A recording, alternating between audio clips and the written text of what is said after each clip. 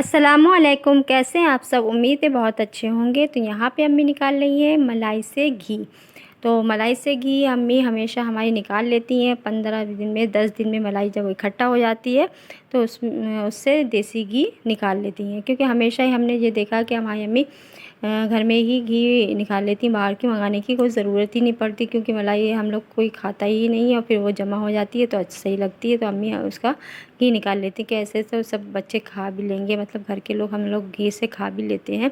कितनी रोटी में लगा लो या पराठे बना लो तो इससे अच्छा है। तो और घर का देसी घी है, असली घी है, तो हम लोग यही निकालते हैं।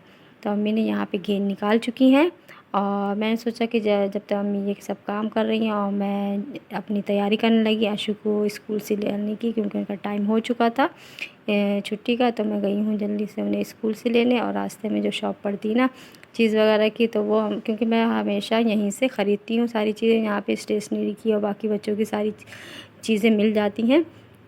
तो मैं ये मेरा समझ लीजिए मैं यहीं से हर चीज़ शुरू से ही, जब से वो पढ़ रही हैं तो मैं यहीं से ख़रीदती हूँ। वो दुकान वाले भैया, उनकी वाइफ भी बहुत अच्छी हैं।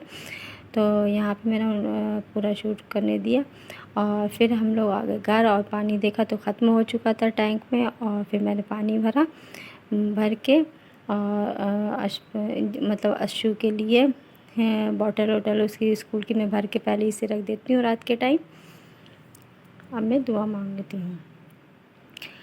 करम मांगती हूँ, अता मांगती हूँ, इलाही मैं तुझसे दुआ मांगती हूँ।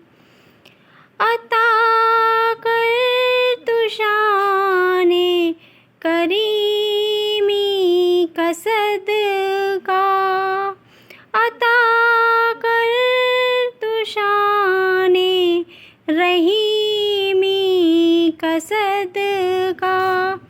न मांगूंगी तुझसे तो मांगूंगी किससे, तेरी हूँ मैं दुआ मांगती हूँ। करम मांगती हूँ, अता मांगती हूँ, इलाही मैं तुझसे दुआ मांगती हूँ।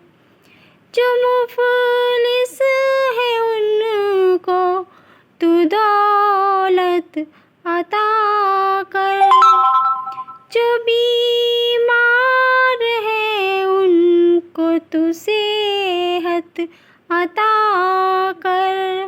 मरीजों के खातिर शिफा मांगती हूँ, इलाही मैं तुझसे दुआ मांगती हूँ।